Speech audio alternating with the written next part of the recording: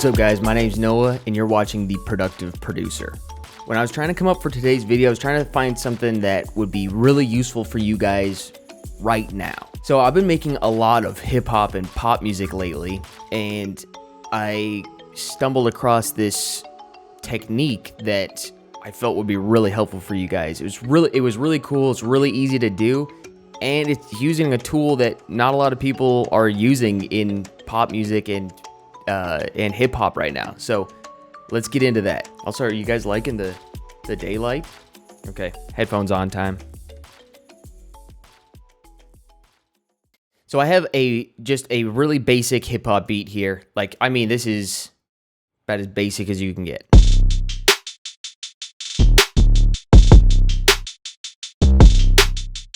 So what we're going to be doing is building a sort of pad, a moving texture underneath this thing that could even work as a chord progression. We're going to use granulator. And I have a couple of different ARP samples here because that's what works best for this technique. If you can use an ARP sample, that's going to be best, and I'll show you guys why.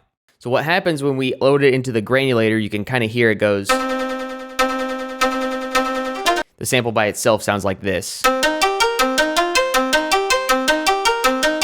So let's start this thing off. We're going to solo this channel because we want it to be a surprise when we bring the beat in. We're just going to put it at C3 here. And what we're going to do is we're going to flip over here and just turn that release down. And then what we're going to do, we're going to be using all stock Ableton effects here too today, guys. This is all stuff that comes with Ableton.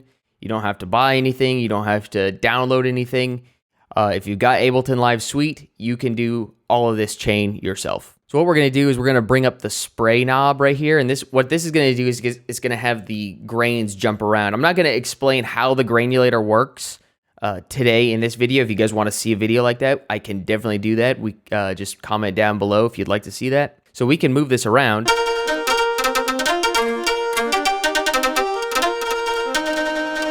So we played it. It probably is not going to sound that great. Sounds a little like Flume a little bit because Flume uses granulator a lot, but we're not even close to done here, guys. We're gonna tighten this thing up and get it sounding really good, but let's do the processing first. So what I like to do in my processing chain here is I like to have a tuner. Definitely gonna have some OTT. We might use the overdrive. Let's see. Yeah, let's put that there. And we're gonna need an EQ. Let's get this set up. I'm gonna bring up the time here so we can really preserve those transients in the arpeggiator. And the reason why I picked the arpeggiator is because it has those transients. Because those transients with it jumping around like that, it's going to make some really cool textured sounds. So I'm going to cut out the lows here, the sub frequencies there, and I'm going to cut out the highs too. And I'm going to make a big resonant peak right here at right in the middle. So it's already sounding pretty cool, right? Now, here is a super cool device, the compressed room reverb. This is you just search for this just press Command F or Control F, and you could search for this. This is a rack that's built into Ableton. It's awesome.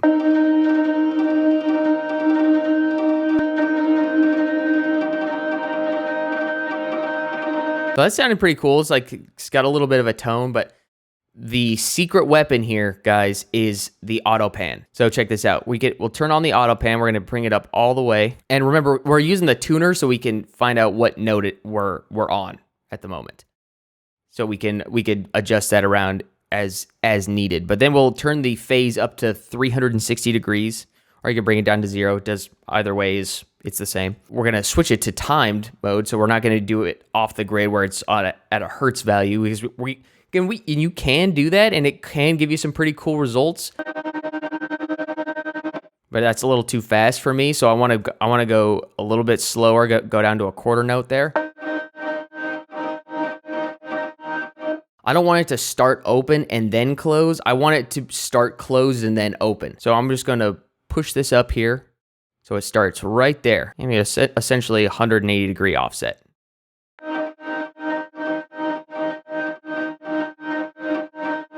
Okay, so now we could get a little more creative here with with the grain size and the spray and the file position. And we can also try shifting this up an octave as well. We can go up here. Okay, it's sounding cool, but it's sounding a little dry, so let's add some reverb. Sounds cool. Now let's listen with a beat.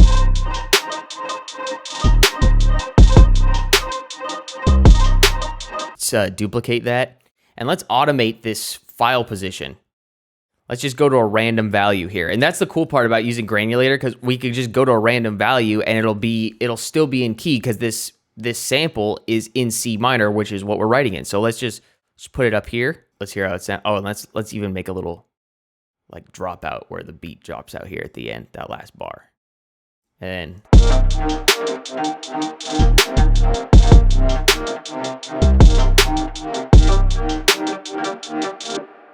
let's try another one of these ARPs here.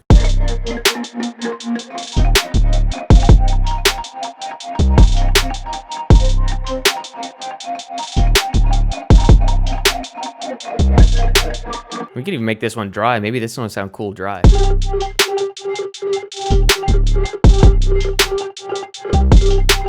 We'll try it at different values here.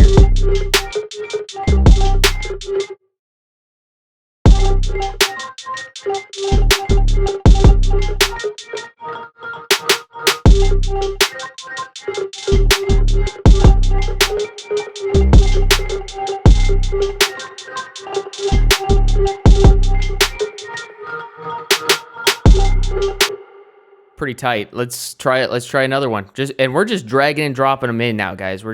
All we're doing is just adjusting the file position, finding the sweet spot. So this is what this one sounds like dry.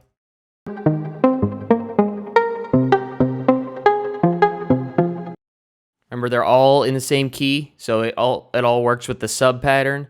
And if you already got like maybe a vocal or maybe a melody written and you want to just have something underneath, this works great for that.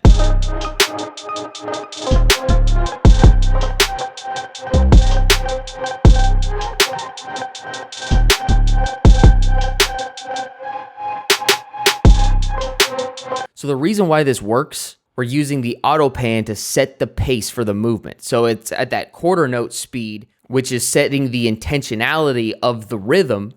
But then underneath, we have the grains, which are kind of going off the grid a little bit. So those are being caught by that auto pan. So it's giving us this off the grid, on the grid texture that just sounds really cool. And I mean, you can use this with literally any sort of loop that you have. Find it on Splice. Like some of these I found on Splice, some of these I had in my sample packs. This thing works with any sort of arpeggiated loop you could possibly think of. Also works for chord progressions too, but I found the best use for this is ARPs because of those percussive elements. So hope you guys enjoyed this video. I will see you guys next Friday. And yeah, hit like on the video. Don't forget to subscribe. If you haven't subscribed yet, make videos every Friday. So hope you guys are enjoying the videos. And yeah, let me know if you want to see anything else. Peace, guys.